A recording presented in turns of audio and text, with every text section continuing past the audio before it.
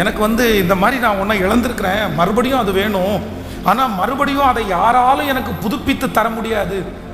அந்த சந்தோஷத்தை எப்படி தர முடியும்? எப்படி கொடுப்பாங்க? ஆனால் ஆண்டவர் இந்த 5வது நாள் எப்படி உலாவுகிறார் அப்படின்னா, நான் நம்புறேன், மீண்டும் கட்டுகிற தேவனாய் உலாவுகிறார்.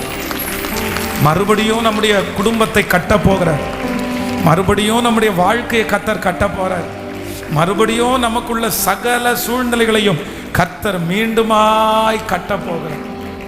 வேதத்துல யோபுவை குறித்து வேதத்துல வாசிக்கிறோம். யோபுனுடைய வாழ்க்கையை ஆண்டவர் மீண்டும் கட்டுனாராம். அவனுடைய வாழ்க்கை இடிந்து போய் குலைந்து போய் எல்லாமே எடுக்கப்பட்டு, அவனுடைய பிள்ளைகள் எடுக்கப்பட்டு, மொத்தமும் போய் அவனுடைய வாழ்க்கை அப்படியே சீரழிஞ்சு கிடக்குது. அப்படியே எல்லாம் சின்ன பின்னமாக்கப்பட்டு கிடக்குது. எதுவுமே அவனுக்கு இல்லை. இப்போ மறுபடியும் அவனுடைய வாழ்க்கை கட்டப்படணும்னு ஆசை இருக்குது. ஆனால் எப்படி இது மறுபடியும் கட்டப்படும்? நான் எத்தனை வருஷம் உழைப்பேன், எத்தனை வருஷம் கட்டுனா இது கிடைக்கும் அப்படின்னு நிறைய எதிர்பார்த்து இருந்துச்சு. ஆனால் ஆண்டவர் சொல்லுகிறார், யோபுனுடைய வாழ்க்கையை ஆண்டவர் மறுபடியும் கட்டுவார். எப்படி கட்டுவார் அப்படின்னா, முன்னாடி இருந்தது மாதிரி கூட கிடையாது, முன்பாக இருந்ததை விட கர்த்தர் 2 மடங்கு, நீ இழந்ததை கர்த்தர் பல மடங்கு திரும்பி தருகிற அளவிற்கு கர்த்தர் கட்டினார். நான் நம்புகிறேன், இந்த சத்தத்தை கேட்டுக்கொண்டிருக்கிற ஆண்டவருடைய பிள்ளையே, உங்க வாழ்க்கையை மறுபடியும் கர்த்தர் கட்ட போகிறார். மீண்டும் கர்த்தர் கட்ட போகிறார். அந்த இடிந்து போய் கிடக்கிற அந்த குடும்பத்தை கர்த்தர் கட்ட போகிறார். அந்த பிள்ளையினுடைய வாழ்க்கையை கர்த்தர் கட்ட போகிறார். உங்க மனசை கர்த்தர் கட்ட போகிறார். அது எப்படி கட்ட போகிறார் என்றால், முன்னாடி இருந்ததை பார்க்கிலும் ஹல்லேலூயா பல மடங்கு அதிகமான வல்லமையோடு மீண்டும் கட்டுகிற தேவனுடைய ஒரு மகிமை. ஆமென். நம்முடைய ஆண்டவர் மீண்டும் கட்டுகிற கர்த்தர்.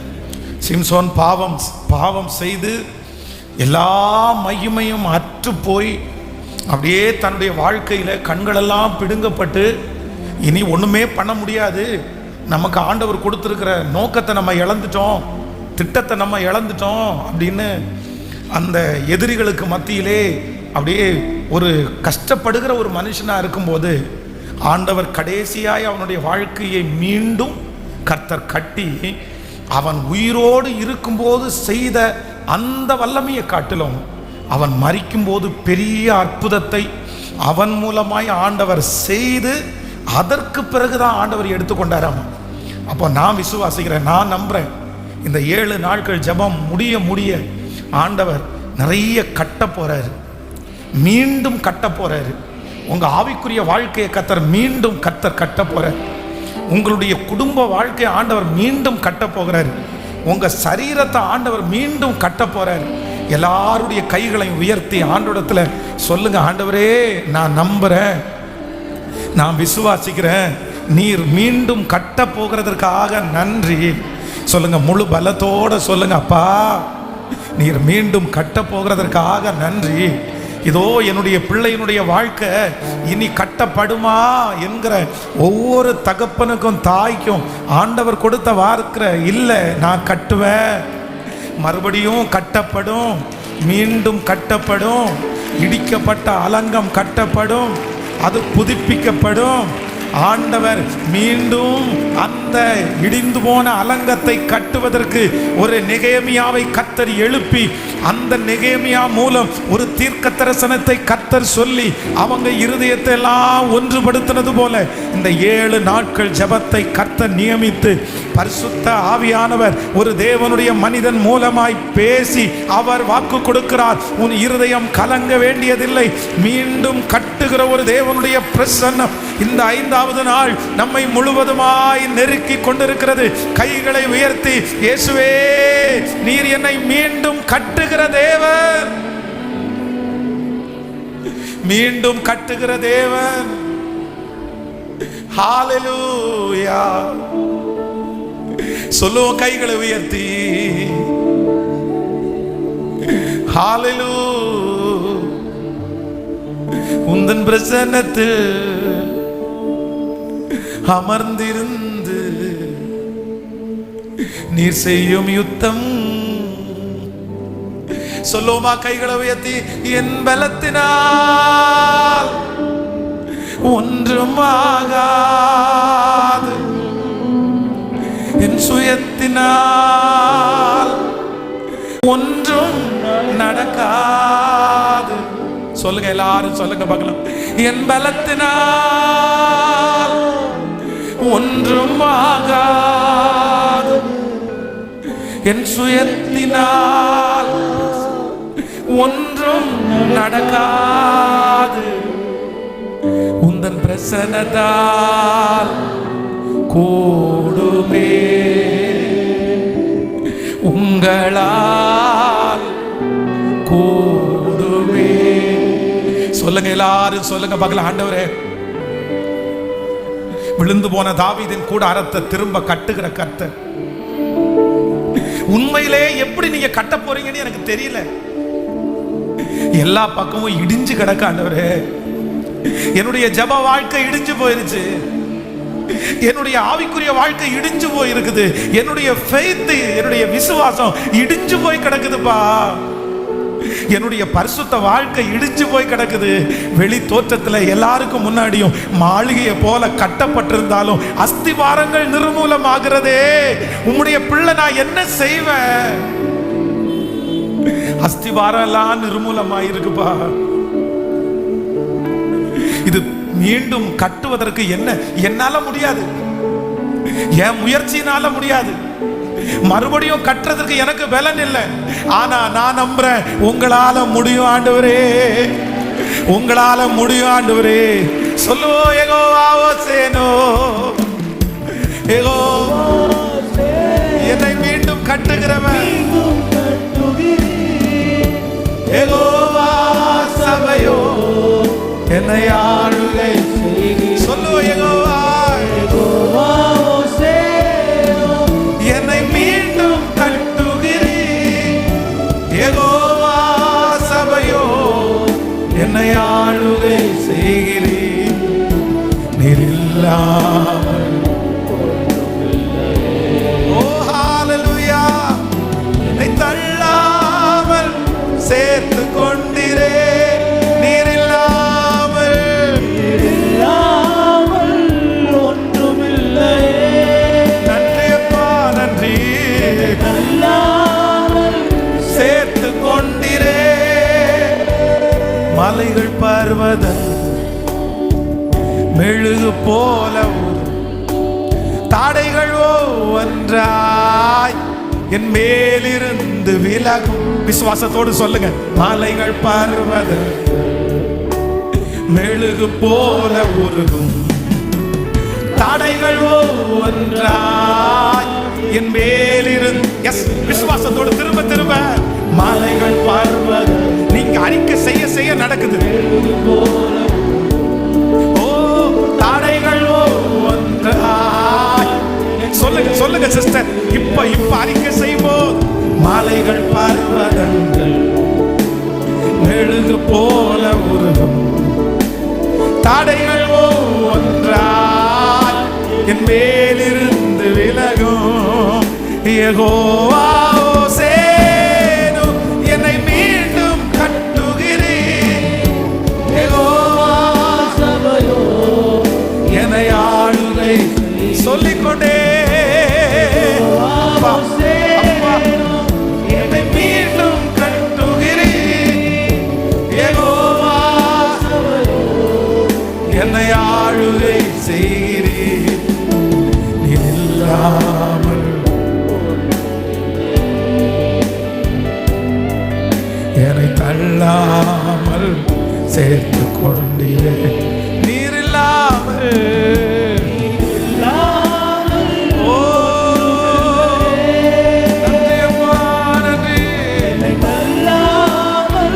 சேர்த்து கொண்டீரே.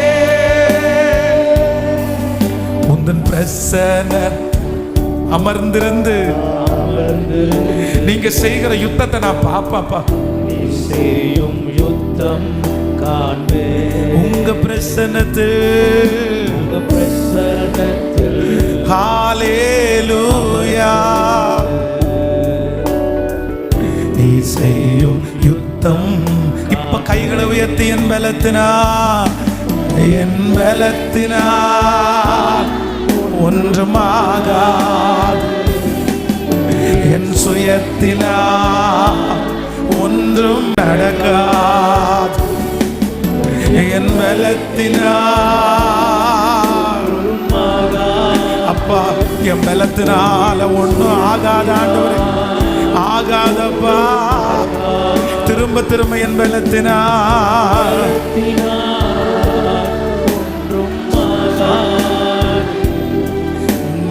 சுயத்தினால் ஒன்றும் நடக்காது, உங்க பிரசன்னத்தால், உங்க பிரசன்னத்தால், உங்க பிரசன்னத்தால். ஆமென், ஹல்லேலூயா. என்னுடைய ஆண்டவரால கூடாதது என்று ஒன்றுமே இல்லை. அவர் யார் அப்படின்னா, பாழாய் போனதை மீண்டும் கட்டுகிற ஒரு தேவன். ஸோ ஆண்டவருடைய சமூகத்தில் இந்த 5வது நாள் நம்ம எல்லாரும் நீங்கள் முழு இருதயத்தோடு என்ன அறிக்கை செய்யணும் அப்படின்னா, ஆண்டவரே நீர் மீண்டும் கட்டுகிறவர், மீண்டும் கட்டுகிறவர். எப்படி கட்டுகிறவர் அப்படின்னா, எல்லாரும் ஆச்சரியப்படுகிற அளவிற்கு மீண்டும் கட்டப்படுகிறார். எங்க இடிந்து போயிருந்தாலும், யாராலும் கட்ட முடியாத ஆனாலும், என்னுடைய ஆண்டவர் அதை கட்டி முடிப்பேன் என்று கர்த்தர் வாக்கு கொடுக்கிறார். ஒரு வசனத்தை நம்ம எல்லாரும் வாசிக்க போகிறோம். 1 ராஜாக்கள் 18ஆம் அதிகாரத்தினுடைய 44வது வசனத்தை நம்ம வாசிக்க போகிறோம். 1 ராஜாக்கள் 18ஆம் அதிகாரம் 44வது வசனம். 7 தரம் இவன் இதோ சமுத்திரத்திலிருந்து ஒரு மனுஷனுடைய 7ஆம் தரம் இவன் இதோ சமுத்திரத்திலிருந்து ஒரு மனுஷனுடைய உள்ளங்கை அத்தனை சிறிய மேகம் எழும்புகிறது என்றான். அப்பொழுது அவன் போய் ஆகாபை நோக்கி, மழை உம்மை தடை செய்யாதபடி ரதத்தை பூட்டி சவுண்டு கொடுத்து போய்விடும் என்று சொல் என்றார்.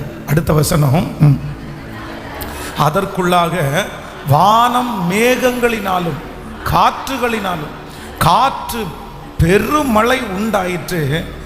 ஆகாப் ரதத்திலே ஏறி இஸ்ரேலுக்கு போனான். ஆமென். ஆண்டவருடைய பிள்ளைகளே, இந்த இடத்துல எலியா தன்னுடைய வேலைக்காரன் நீ என்னத்தை பார்க்குற, கிட்டத்தட்ட 3 ஆண்டுகள் மழை இல்லாமல் ஜனங்கள் எல்லாரும் ரொம்ப பாதிப்புக்குள்ளாக இருக்கிறார்கள். அப்போ ஆண்டவர் தீர்க்கதரிசியை பார்த்து மழை வரும், ஒரு பெரிய மழை வரப்போகுதுன்றாரு. அதே போல் தூரத்தில் பார்க்கும்போது மழைக்குரிய எல்லா அறிகுறியும் இருக்கிறது. தன்னுடைய வேலைக்காரனை கூப்பிட்டு, சரிப்பா நீ வெளியே போய் பாரு, மழை வருதா, மழைக்காக ஏதாவது அறிகுறி இருக்கிறதா. ஆண்டவர் பெரும் மழையின் இரைச்சலை நான் என்னுடைய காதுகளில் கேட்கிறேன். என்னுடைய காதில் ஒரு சத்தம் கேட்குது, ஒரு பெரும் மழையினுடைய இரைச்சல் கேட்குது, அதனால ஒரு பெரிய மழை வரப்போகுது, நீ போய் பார்த்துட்டு வா அப்படின்னு அந்த வேலைக்காரனை அனுப்பி அவன் வெளியே போய் பார்த்துட்டு கிட்டத்தட்ட 7 தரம் போய் பார்த்துட்டு ஒன்றும் இல்லை, அந்த மாதிரி எந்த அறிகுறியுமே நான் பார்க்கல, அது மழை வர்றதுக்குள்ள வாய்ப்பு எதுவுமே இல்லை அப்படின்னு அவன் சொல்லிட்டே இருக்கிறான். ஆனால் 7ஆம் தரம் இவன் சமுத்திரத்தில் ஒரு மனுஷனுடைய உள்ளங்கை அத்தனை சிறிய மேகம் எழும்புகிறது என்றான். சில தீர்க்கதரிசி காதுகளில் பெருமழையினுடைய இரைச்சலை கேட்கிறார். ஆனால் முன்னாடி பார்த்தா அந்த மழை பெய்வதற்கான எந்த சாத்தியக்கூறுமே இல்லை. சில நேரங்களில் ஆண்டவர் சொல்லுகிற வார்த்தை நம்முடைய காதுகளில் கேட்கும். நான் உன்னை மேன்மைப்படுத்துவேன், உன்னை நான் ஆசீர்வதிப்பேன், இந்த சூழ்நிலையை மாற்றுவேன். வசனம் வார்த்தை எலியாவுக்கு எப்படி கேட்கப்பட்டதோ அதே போல உங்களுடைய காதுகளிலே கேட்கப்பட்டு கொண்டே இருக்கலாம். ஒன்று நீங்கள் நினச்சிக்கோங்க, உங்கள் காதுகளினால் ஆண்டவர் ஒரு வார்த்தையை கேட்க பண்ணுகிறாரானால் அந்த வார்த்தை நடைபெறுவதற்கு சூழ்நிலை எதுவுமே இல்லாமல் இருக்கலாம். நீங்கள் 7 டைம் 7 முறை அந்த வார்த்தை இந்த வருஷம் நிறைவேறுமா, அடுத்த வருஷம் நிறைவேறுமா? இந்த வேலைக்காரனை அனுப்பி செக் பண்ணது போல இந்த வருஷம் இந்த வாக்குத்தத்தம் நிறைவேறும், இந்த வருஷம் இந்த வாக்குத்தத்தம் நிறைவேறும். அப்படியே நீங்கள் எதிர்பார்த்து நீங்க ஏமாந்து போயிருக்கலாம். ஆனா வேதவசனம் ரொம்ப அழகாய் சொல்லுகிறது, எலியாவுக்கு ஆண்டவர் அந்த வார்த்தையை பேசினபடியே ஒரு பெரிய மழையை கர்த்தர் கட்டளையிட்டார்.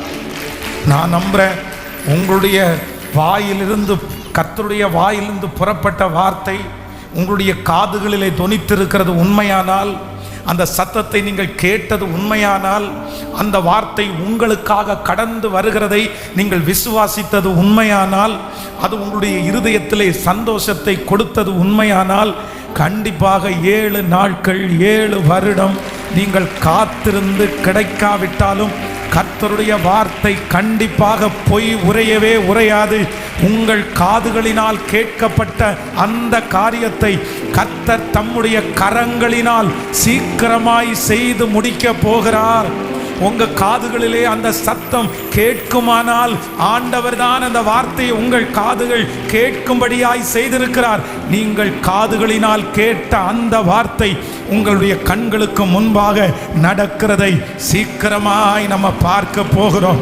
நம்புறவங்க கைகளை தட்டி, என் பிள்ளைய குறித்து என் காதுல கேட்ட அந்த வார்த்தை சீக்கிரமாய் நடக்க போகிறது.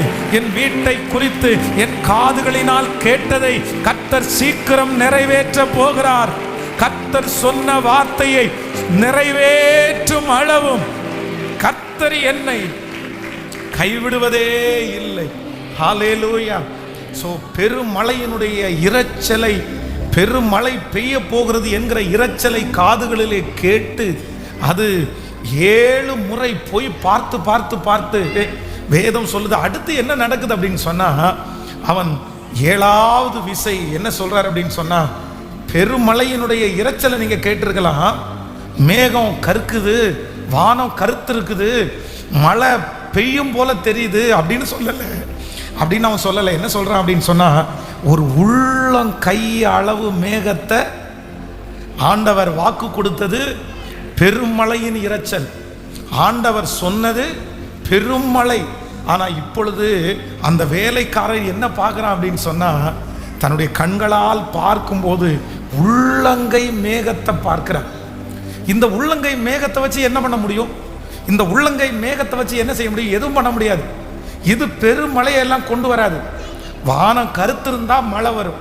நம்ம நிறைய நேரத்திலே மழை வருது, இந்த மழை காலங்களில் மழை வருகிறது அப்படின்றத எப்போ கண்டுபிடிப்பாங்கன்னா, மாடியில் போய் நிற்கும் போது நம்முடைய கண்ணுக்கு எட்டாத தூரத்தில் பார்த்தீங்க அப்படின்னு சொன்னால், சுற்றி அப்படியே மேகம் கருத்து இருக்கிறத பார்த்த உடனே நம்ம சொல்லுவோம், மழை வரப்போகுதுப்பா, மேகம் பாரு இவ்வளோ கருத்து இருக்குது, ரொம்ப இருட்டாக இருக்குது, மழை வரப்போகுது.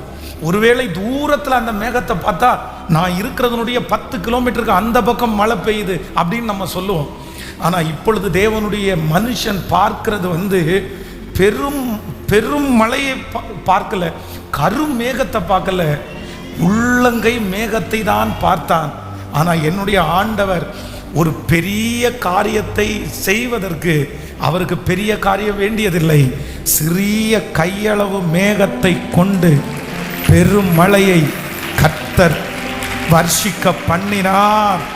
சிறியவர்களை கொண்டாகிலும் பெரியவைகளை கொண்டாகிலும் உதவிகள் செய்வது கர்த்தருக்கு லேசான காரியம். இந்த சத்தத்தை கேட்கிற அன்பு கர்த்தருடைய பிள்ளையே, எனக்கு முன்பாக இருக்கிற இந்த காரியத்தை செய்வதற்கு ஒரு கருமேகம், ஒரு பெரிய மழை எனக்கு தேவைப்படுகிறது. ஆனால் எனக்கு முன்னாடி உள்ளங்கை மேகம்தான் தெரியுது. ஒரு சின்ன நம்பிக்கையை தான் நான் பார்க்குறேன். இதை கொண்டு நான் என்ன செய்வேன்? இது எனக்கு பத்தாது. இந்த பிரச்சனையை கண்டிப்பாக இதை கொண்டு என்னாலே சரி செய்யவே முடியாது அப்படின்னு நீங்கள் கொஞ்சத்தோட வெறுமையாய் இருக்கலாம். ஆனால் கர்த்தராகிய ஆண்டவர் இன்றைக்கு 5வது நாள் திருவிழம் பெற்றுகிறார். இந்த கொஞ்சத்தை கொண்டு பெரிய காரியத்தை நான் செய்வேன். உங்களுக்கு பெரிய காரியத்தை செய்வதற்காகத்தான் கர்த்தர் இந்த கொஞ்சத்தை காண்பிக்கிறார். இந்த கொஞ்சத்தை நீங்கள் பார்க்கிறீர்கள் அல்லவா? சீக்கிரமாய் உங்களுடைய கண்கள் ஒரு பெருமழையை பார்க்கும். இந்த ஜெபம் முடிய முடிய உங்களுடைய கண்கள் பார்க்கும். இந்த ஆண்டு முடிவதற்குள்ளே கர்த்தர் உங்களுடைய கண்கள் ஒரு பெருமழையை இந்த கொஞ்ச கையளவு மேகத்தை கொண்டு ஆண்டவர் எனக்காய் செய்ய போகிறார். அப்படியே கைகளை உயர்த்தி ஹல்லேலூயா நான் நம்புறேன். கர்த்தர் தீர்க்க தரிசனமாய் கர்த்தர் சொல்லுகிறார், ஐயா நான் பெருமழையின் இறைச்சலை கேட்டது உண்மைதான், ஆனா நான் கையளவு மேகத்தெல்லாம் பார்க்கிறேன்.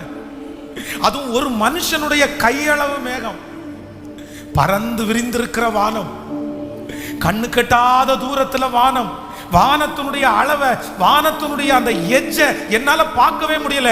எனக்கு இருக்கிற சூழ்நிலை, எனக்கு இருக்கிற பிரச்சனை வான அளவு உயர்ந்திருக்கும் போது நாம் பார்க்கிற மேகம் அது ஒரு மனுஷனுடைய கை அளவு தானே இருக்குது. இந்த கை அளவை கொண்டு என்ன பண்ண போறேன்னு கலங்கி போய் இருக்கிறீர்களா? கர்த்தர் உங்களுக்காக தான் வாக்கு கொடுக்கிறாரு. கர்த்தர் உங்களுக்காக தான் கர்த்தர் சொல்றாரு, இல்லை அந்த கை அளவு மேகம் கொஞ்சம் கொஞ்சமாய் பெரிதாகி பெரிதாகி பெரிதாகி நீ நினைப்பதற்கும் வேண்டிக் கொள்ளுவதற்கும் அதிகமாய் கிரியை செய்கிற கர்த்தர் சீக்கிரமாய் ஒரு பெருமழையின் இரைச்சலை உங்களுக்கு காண பண்ணுவேன். நன்றி அப்பா, நன்றி நன்றி நன்றி. ஹல்லேலூயா. கைகளை உயர்த்தி ஒரு ஹல்லேலூயா சொல்லுங்க. வேதத்துல ஆண்டவர் பெரிய கோலியாத் ராட்சதன், அவனுடைய பட்டயம், அவனுடைய கேடகம், அவனுடைய உயரம், அவனுடைய தலை சீரா, அவனுடைய பிராக்டிஸ் இதெல்லாம் ரொம்ப பெருசா இருக்குது. சுற்றி இருக்கிறவர்களெல்லாம் இந்த கோலியாத்தை ஜெயிப்பதற்கு இன்னொரு கோலியாத்து தான் வேணும். இந்த கோலியாத்தை வேற நம்மளால ஜெயிக்க முடியாது. இவ்வளோ உயரமா இருக்கிறான், எப்படி இவனை ஜெயிக்க முடியும்? நம்மத்தில் யாராவது ஒருத்தர் கோலியாத்து இருந்தா நல்லா இருக்குமே அப்படின்னு எதிர்பார்த்து ஒரு கோலியாத்திற்காக இஸ்ரவேல் ஜனங்கள் எதிர்பார்த்து கொண்டிருக்கும் போது அவ்வளோ பெரிய கோலியாத்தை ஜெயிப்பதற்கு ஆண்டவர் என்ன தெரிந்து கொண்டார் அப்படின்னா, ஒரு சாதாரணமான கூழாங்கல்லுனால அவ்வளோ பெரிய கோலியாத்தை கர்த்தர் வீழ்த்துறதற்கு வல்லவராக இருந்தார். ஒரு கூழாங்கல் யாராவது நம்புவாங்களா? அங்க சுற்றி இருந்தவங்க அப்படி நம்பினாங்களா? சுற்றி இருந்தவங்க அவங்களுடைய கண்ணுக்கு முன்னாடி நம்ம அப்படிதான், நம்முடைய மனுஷங்களா இருக்கிறதுனால பெரிய காரியங்களை பெரிய காரியத்தை கொண்டுதான் செய்ய முடியும்னு நம்ம நம்புவோம். அது வந்தா நடக்கும், இது வந்தா நடக்கும், இப்படி ஒண்ணு நடக்காதா? சிலர் நிறைய பேர் நம்ம இரவு நேரத்தில் படுத்து சொப்பனம் பார்க்குற மாதிரி சிலதை பார்ப்போம். இப்படி ஒரு லாட்ரி சீட் அடிக்காதா, இப்படி ஒரு புதையல் கிடைக்காதா, இப்படி ஒன்று நடக்காதா, இது நடந்தாதான் நான் இப்படி எல்லாம் நடக்கும் அப்படின்னு நம்ம யோசிப்போம்.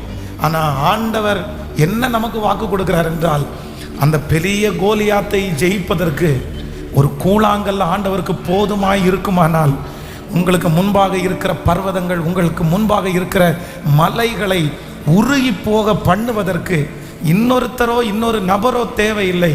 கர்த்தருக்கு நீங்க போதும், உங்களுடைய கைகளிலே இருக்கிறது போதும். உங்களை கொண்டே கர்த்தர் அந்த காரியத்தை கண்டிப்பாக செய்து முடிக்கிறதற்கு கர்த்தர் வல்லவராயிருக்கிறார். 5 அப்பத்தையும் 2 மீன்களையும் கையிலே எடுத்து கொண்டு வந்த சீடர்கள் உங்களிடத்திலே என்ன இருக்குது அப்படின்னு ஆண்டவர் கேட்கும்போது, ஆண்டவரே இங்கே ஒரு சின்ன பையன் இருக்கிறான், அவனுடைய கைகளிலே 5 அப்பமும் 2 மீன்களும் உண்டு, வேற ஒண்ணுமே இல்லை அப்படின்னு அவங்க சொல்றாங்க. அப்போ ஆண்டவர் என்ன சொல்றாரு அப்படின்னு சொன்னா, பரவாயில்ல அதை கொண்டு வா, அதை எடுத்துட்டு வா அப்படின்னு சொல்லி அந்த 5 அப்பத்தையும் 2 மீனையும் கர்த்தர் கேட்டு வாங்கி, கர்த்தர் அதை பிளஸ் பண்ணி ஆசீர்வதித்து, வானத்தை அண்ணாந்து பார்த்து கர்த்தர் ஆசீர்வதித்து சீசர்களுடைய கையிலே கொடுக்கிறார்.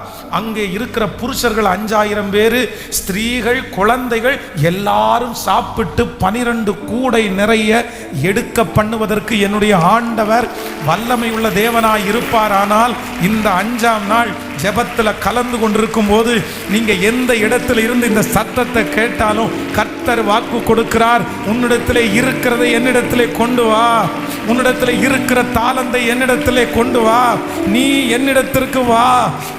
உன்னுடைய தாளந்துகளை, உங்களுடைய திறமைகளை கர்த்தருடைய கையிலே கொடுங்கள். கர்த்தர் அந்த திறமைகளை அங்கீகரித்து ஆசீர்வதித்து பல லட்சங்களுக்கு உங்களையும் என்னையும் சாட்சியாய் நிறுத்துவார். அல்லேலூயா. எல்லாரும் இன்னைக்கு என்ன பண்ண போறோம்? ஆண்டவரே, என்னுடைய திறமைகள், என்னுடைய தாளந்துகளை நானாய் பயன்படுத்துவதற்கு போகக்கூடாது. நமக்கு சிலர் எல்லாம் பெரிய பெரிய ஐடியாஸ் எல்லாம் தருவாங்க. அப்போ நமக்கு இருக்கிற நிறைய திறமைகளை நம்ம என்ன பண்ணுவோம்னா, மனிதர்கள் சொல்லுகிற அந்த ஐடியாவை கேட்டு அதன்படி நம்ம செயல்படுத்தி பார்ப்போம். ஆனா இல்லை, ஆண்டவருடைய பிள்ளைகளே, உங்களுடைய தாளந்து, உங்களுக்கு தெரிந்த ஞானம் எல்லாம் எங்க உருவாக்கப்படும் அப்படின்னா, நீங்க ஆண்டவருடைய சமூகத்தில் வச்சுதான் அதற்கு உயிரே கொடுக்க முடியும். அது வல்லமை எங்க வல்லமை பெறும் அப்படின்னு சொன்னா, கர்த்தர் சமூகத்தில் தான் அது வல்லமை பெறும். நீங்களா அதை கொண்டு போய் எந்த இடத்துல கொண்டு போனாலும் சில நேரத்தில் அது வெறுமையாய் திரும்பும். அதனால உங்களுக்கு இருக்கிற படிப்பு, உங்களுக்கு இருக்கிற திறமை, உங்களுக்கு இருக்கிற சகலத்தையும் எங்க கொண்டு வரணும்னா, ஆண்டவரே உங்க சமூகத்தில் நான் கொடுக்கிறேன், இதை எனக்கு ஆசீர்வதிங்க. எனக்கு இந்த திறமையை கொடுத்தது நீங்க, எனக்கு இந்த படிப்பை கொடுத்தது நீங்க, இதுல நான் என்ன செய்யணும்னு நீங்க சித்தம் வச்சிருக்கிறீங்க, நீங்க இதுல புதுப்பீங்கன்னு நீங்க கர்த்தர் சமூகத்தில் உங்க வாழ்க்கையை ஒப்பு கொடுத்தீங்கன்னா, நான் நம்புறேன் நீங்க நினைச்ச பாதை அல்ல, கர்த்தர் உங்களுக்காக ஒரு பாதையை நியமிப்பார். ஆண்டவர் உங்களுக்காக ஒரு வழியை காண்பிப்பார். அந்த தாளந்து ஒரு மனிதனுக்கு அல்ல, 1, 30, 60, 100 பலன் கொடுக்கும். ஹல்லேலூயா. எத்தனை பேர் ஆமோதிக்கிறீர்கள்? அப்போ ஆண்டவருக்கு பெரிய காரியங்களை செய்வதற்கு எது போதும் அப்படின்னா, சிறியவைகளை கொண்டு பெரிய காரியத்தை செய்கிற கர்த்தர். ஹல்லேலூயா. சொல்லுங்க, என்னை கொண்டு பெரிய காரியத்தை செய்கிற கர்த்தர்.